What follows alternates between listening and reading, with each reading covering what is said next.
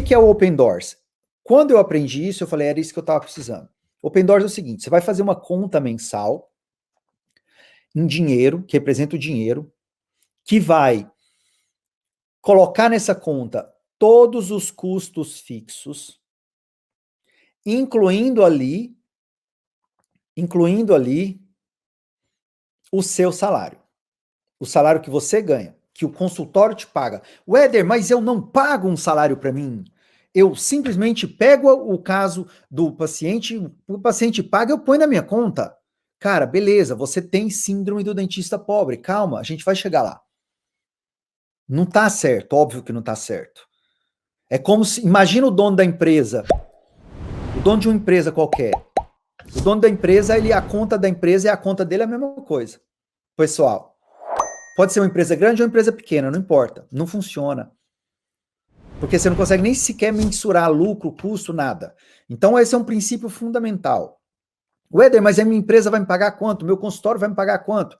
Depende, cara, depende do seu estilo de vida, depende. Você tem que se pagar aquilo que dá. Agora, se obviamente seu consultório não fatura o que dá para você, você tem que cortar a despesa, não tem jeito.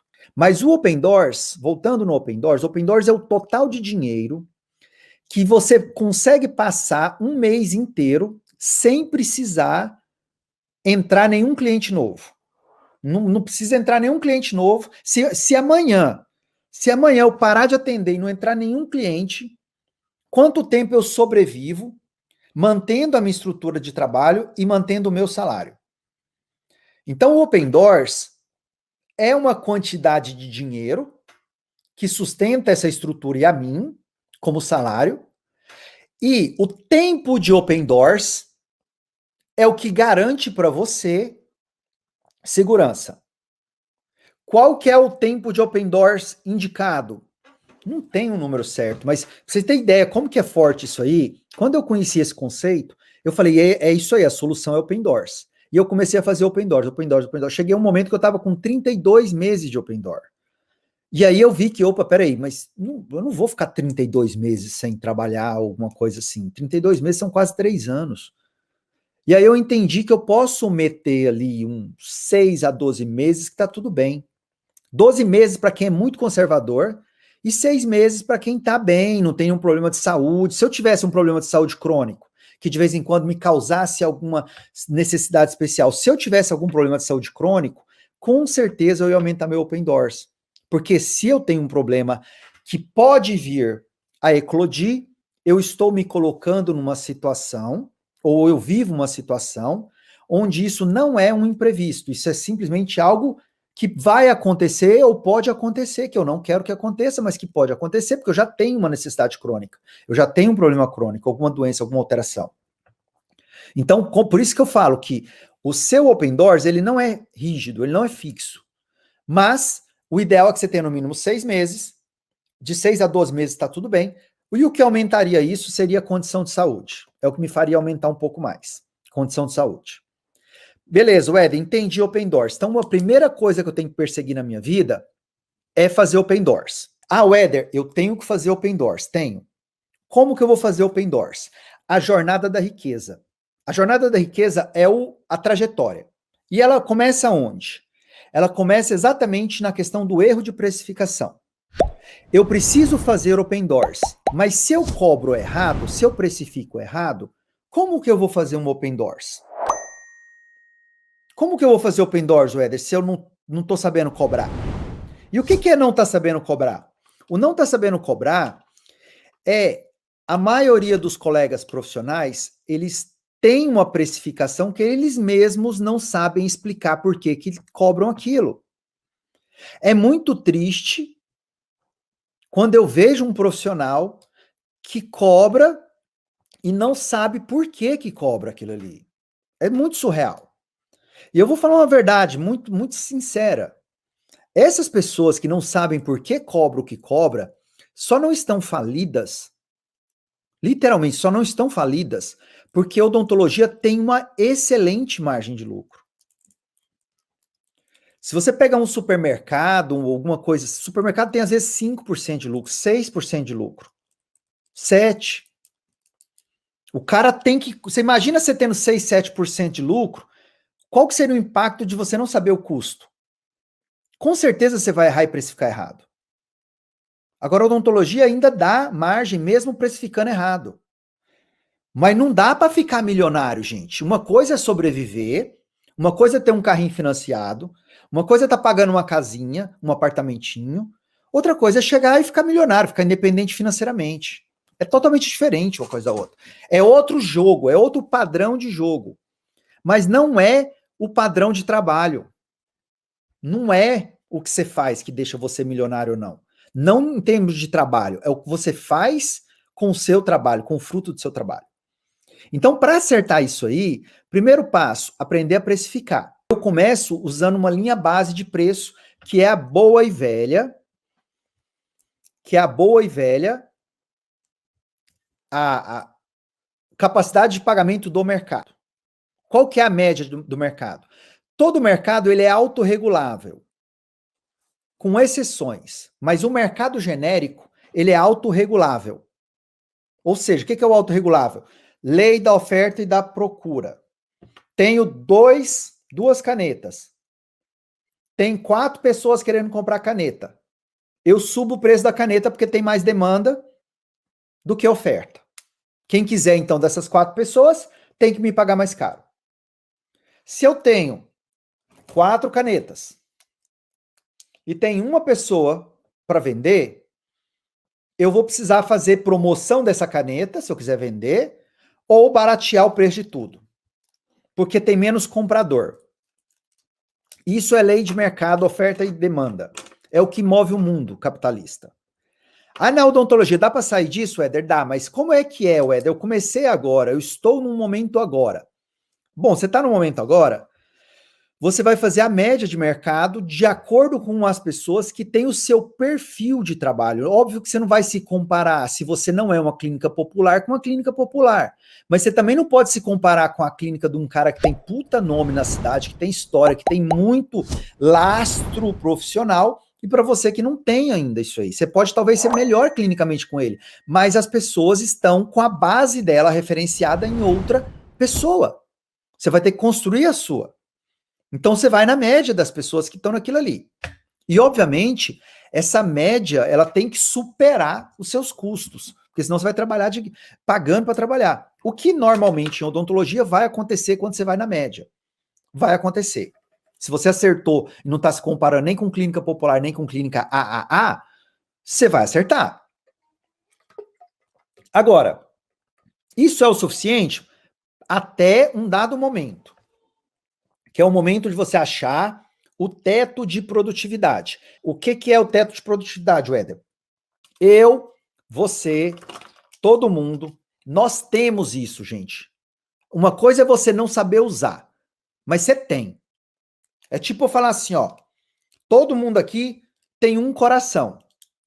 O fato de você ignorar que você tem coração não faz com que você não tenha coração. Ele tá lá. Se o coração não tiver lá, você vai morrer. Não tem como. Não tem como. Você tem que ter um coração. A mesma coisa é o teto de produtividade. O que é o teto de produtividade? É o seguinte, ó. De acordo com a tua área de atuação, de acordo com a tua habilidade técnica, de acordo com a tua velocidade, estrutura de atendimento, você consegue produzir 4 resultados. Eu uso esse nome. Por quê? Porque quando você atende e termina um negócio do paciente, lá o caso do paciente, não o caso completo, o procedimento, você está gerando um resultado. Um resultado.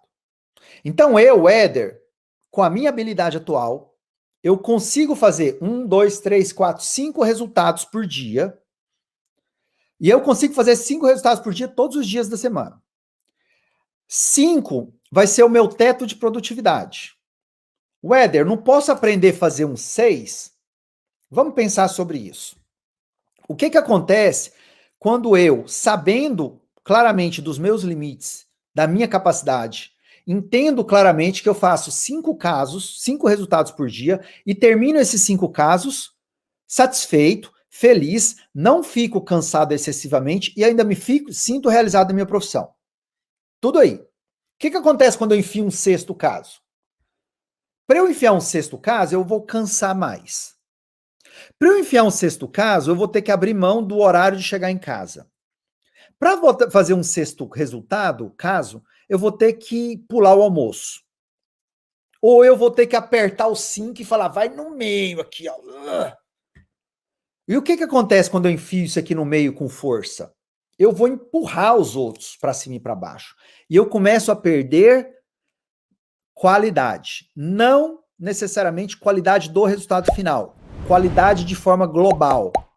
Qualidade de atendimento, qualidade de energia, qualidade de olhar e ter a mesma capacidade de fazer aquilo que eu fazia quando eu tinha dentro do meu limite, estava super feliz, aquilo que eu gerava de resultado, e com o passar do tempo, fazendo mais e mais e mais, eu vou ficar provavelmente gordo, provavelmente com colesterol alto, provavelmente com triglicérides alto, provavelmente com nível de estresse alto, provavelmente com nível de cortisol alto, provavelmente com a minha taxa hormonal saudável baixa, no caso de homem, testosteronas, no caso de mulheres, pode até advir a sua menopausa antes, porque o seu corpo está trabalhando a 220, ele não foi feito para trabalhar a 220, ele foi feito para trabalhar a 150. Dor na coluna, dor nas costas, coluna entorta. Por quê? Porque você está acima do teto de produtividade. E não dá mais dinheiro. Porque a hora que você começa a ter todos esses sintomas, sua produtividade cai. Aí sua produtividade cai pra caralho, e você vai olhar e falar, putz, cara, hoje parece que tô cansado. Você acorda de manhã, vai trabalhar e você tá cansado. Você tá cansado. Sem libido também, Josias, exatamente. Sem libido. Não é só libido, não, sem tudo que é bom. Você só vai ter libido por comida. É o que dá.